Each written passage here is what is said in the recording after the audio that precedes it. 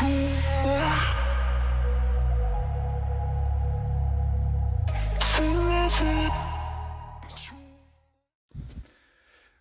we continue with the Supra, and pretty much most of it's all back together. Put the wipers and things on, shield, plastics, a lot of stuff. I've forgotten how much actually goes into putting this car back together. It's a lot. It's a serious lot of parts. But I have got this oil suction syringe, so I can go ahead and put the gear oil into the diff, because yeah, the diff leaked while it was in storage. So yeah, that's what we're going to do next. I've already cracked off the fill plug. I don't know whether you can see the little guy down there. There you go. So yeah, I'm just going to fill it up till it starts to dribble out of the fill hole, and then we know it's all good.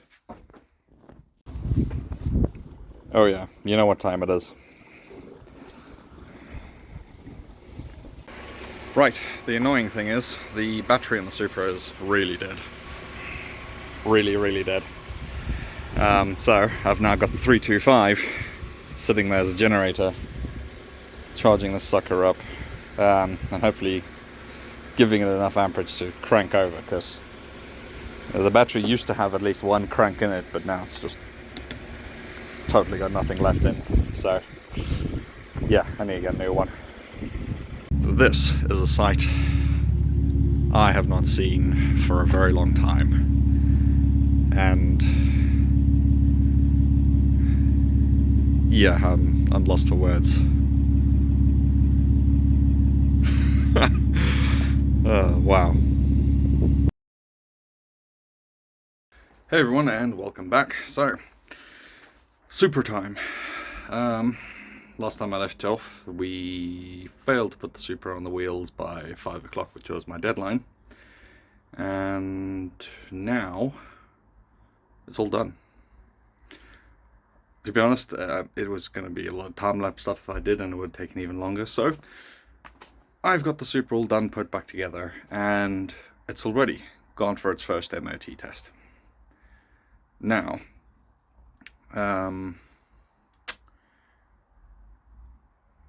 yeah, it failed. I knew it would fail on something, but not quite what it failed on. So I'm a little,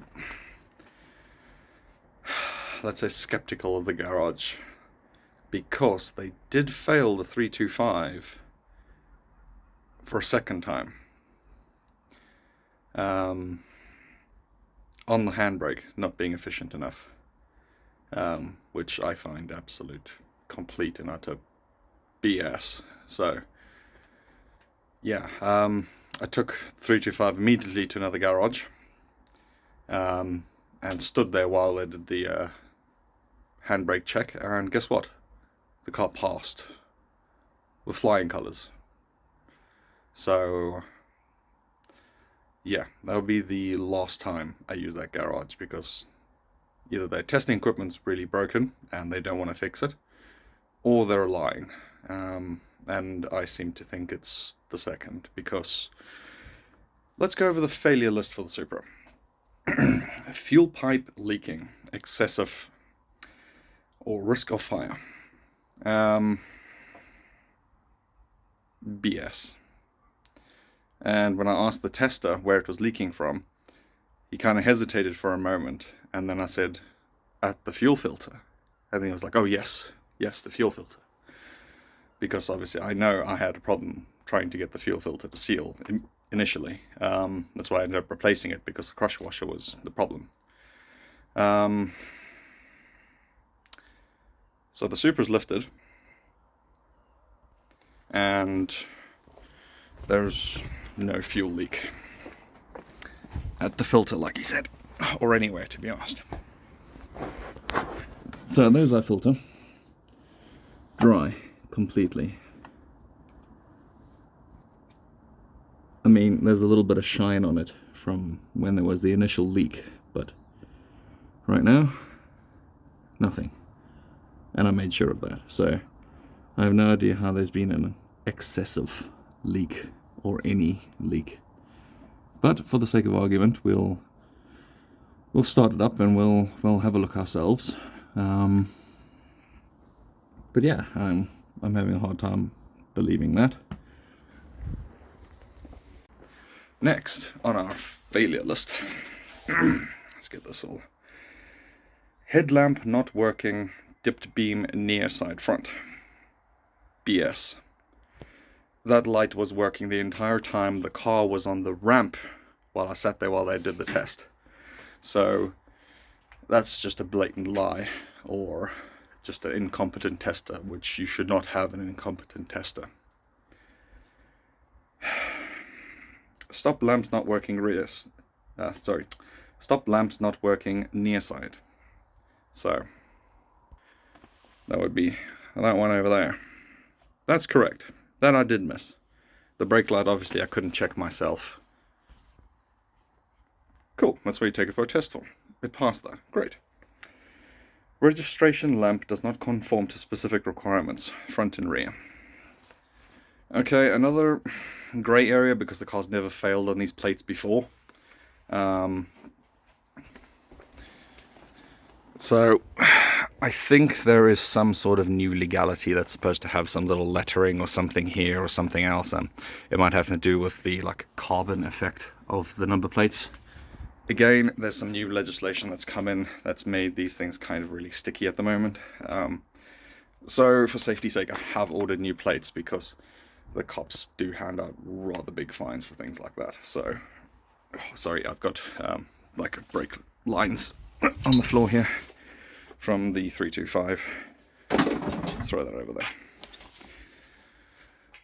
So yeah, those I'll change just to be safe.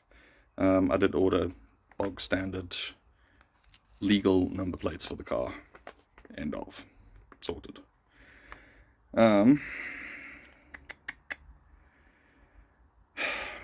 Position lamp are likely to become detached near side front and off side front. So they're talking about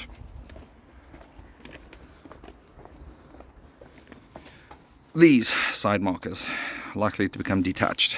I mean, it is moving for some particular reason, but that's not going to become detached even as I pull on it. So again, a bit suspect.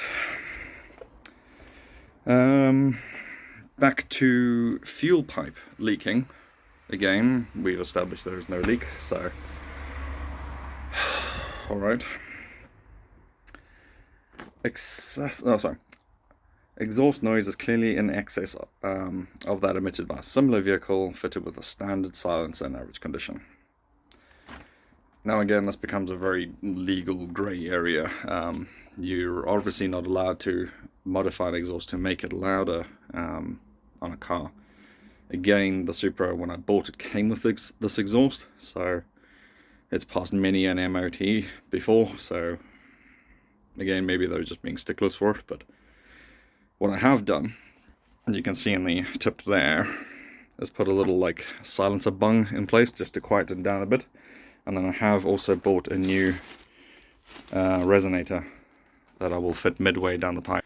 Purely because, I mean, the exhaust is quite obnoxious anyway, and when you're driving about at a low RPM, it does rumble and vibrate the interior quite a bit. So, I mean, that I wanted to change anyway. I want to get an HKS high power or something.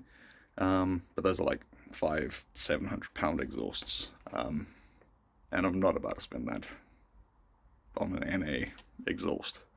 I'll think about that when the car goes turbo. But for now, a good resonator in the center will definitely quiet things down. I'll revisit that bung thing in the rear. Again, it has quieted the car down significantly already. That's purely just because it's a restrictor and it's got an extra bit of baffling to it. So it's going to help somewhat, but obviously it's not something you want to use while you're driving the car in anger, because that little 1.5 inch diameter is not going to exactly let a lot of air out. So we'll put the resonator in and we'll probably remove that little thing, and we'll see how we go there. Then monitor and repair if necessary. So these are just advisories. Front brake discs, pitted, scored, but not excessively weakened near side front and offside front. BS, those are new brake discs. And while the car was getting restored, I obviously pulled them off, so they sat inside a nice garage. So, yeah, I'm not seeing excessive scoring or anything. Pitting, no.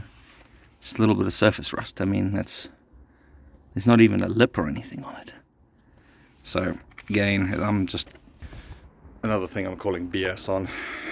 And I'll obviously have another garage corroborate that. Also, the other garage at my 325 passed its MOT yet. I mentioned to them that the car failed again for the second time on that handbrake, and they were like, what? And when I told them what garage we went to, they said, oh, right. Yeah, we've heard from quite a few garages in the area that because they've had a big renovation, they've been looking for additional funds. So yeah, I'll not be their source of additional funds, especially if my cars are failing on things they should pass on. So yeah, no, I'm not gonna ever endorse or suggest people ever go to that garage again. Obviously, I'm not gonna drop names because it's a bit of a bad move on my half, but still, yeah, a very fancy looking garage because of their recent update. If you're in the area, you'll know. Here in the northeast Durham area. Okay, that doesn't narrow it down much at all, but obviously for reasons and such, I'm not going to give away my exact position on the internet because, yeah. Anyway, and then service brake binding, but not excessive offside front. The front caliper, I think is fine. I haven't noticed any problems. Again, I've only driven it a short distance to the garage and back. It is likely that it could have started to bind, or it's all just because things have sat for a while.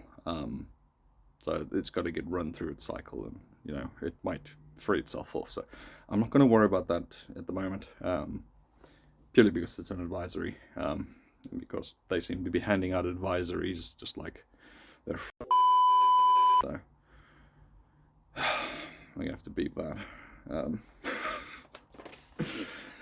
So yeah, let's get on with the things that are a necessary fix. So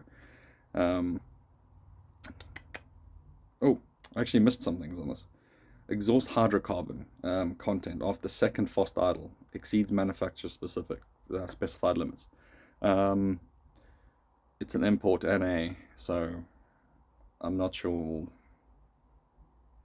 how they've got the emissions for it, but okay, I'll bite.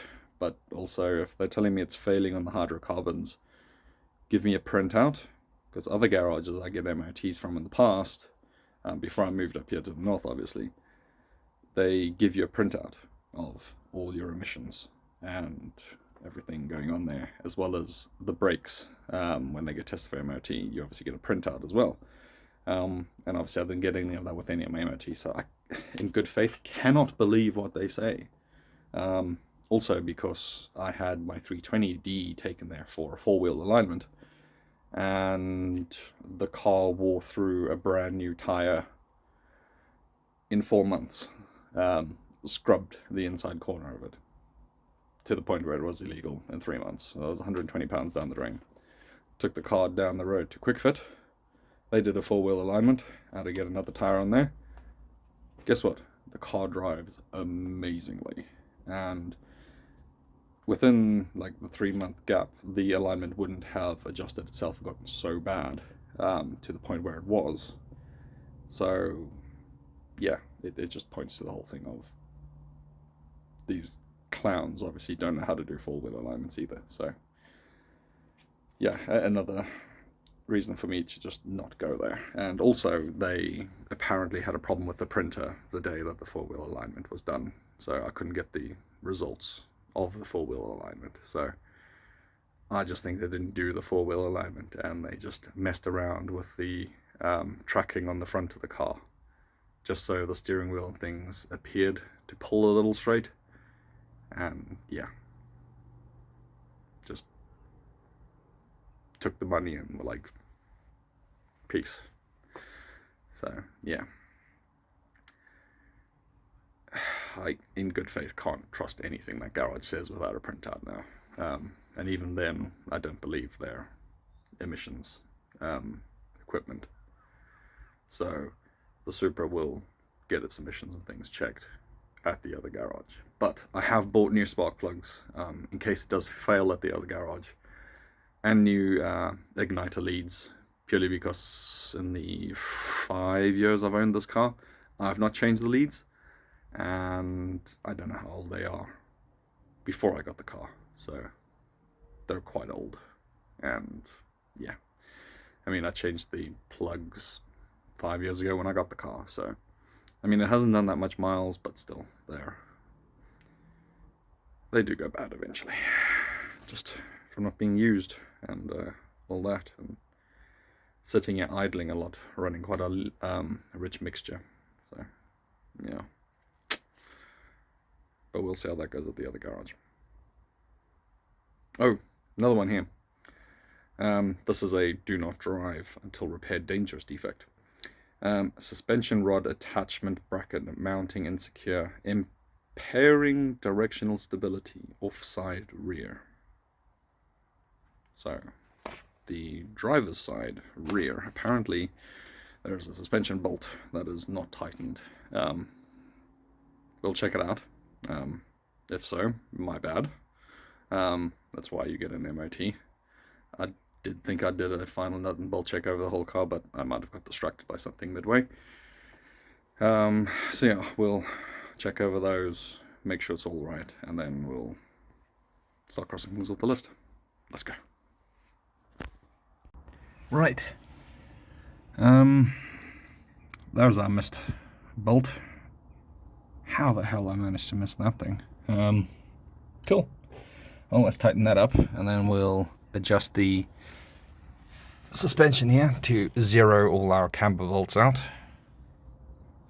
Just so that the suspension of the car tracks a little better at the moment. And we'll go from there.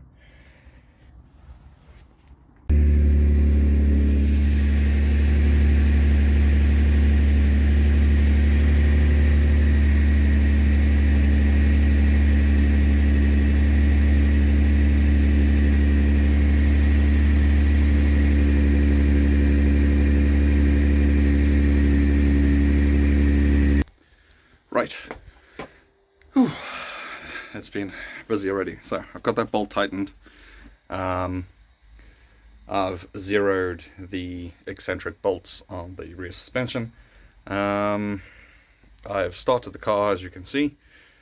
No fuel leaks, so that's that load of BS taken care of. The exhaust. Now, what I've gone ahead and done is I've ordered the wrong sized resonator. That is a 2.5 inch. The exhaust on the Supra is 2.25 inches. So yeah, that's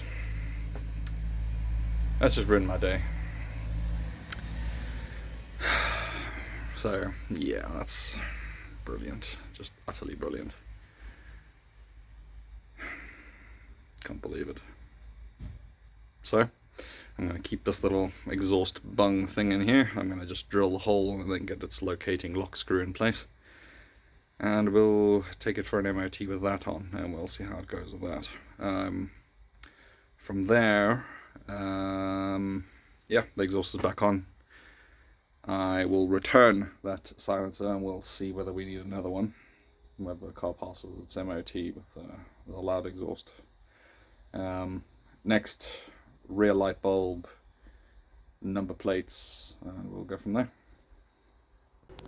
Right, I have got the rest of the stuff done, so I've just pushed that little silencer there in a little more and checked all the lights as well as the brake lights. I used the breaker bar and wedged it in there on the brake pedal.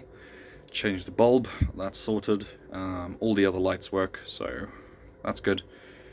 Including the headlight, they say didn't work. It works, so again, the car got a fail on something it should have passed for.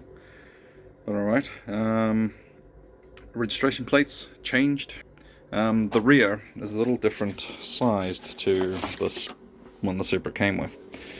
Now, this size obviously seems to be a custom size, whereas that is the square legal size.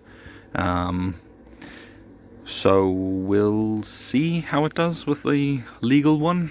What I'm going to do is actually get like some perspex covering or something here, just to fill in these little holes, because it seems like the JDM spec Supras came with that. But that is at least that sorted out. What else? Position lamp likely to become detached. Well, it's not, and now they're securely in place, both sides.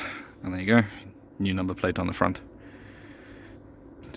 Definitely looks nice with a clean number plate on.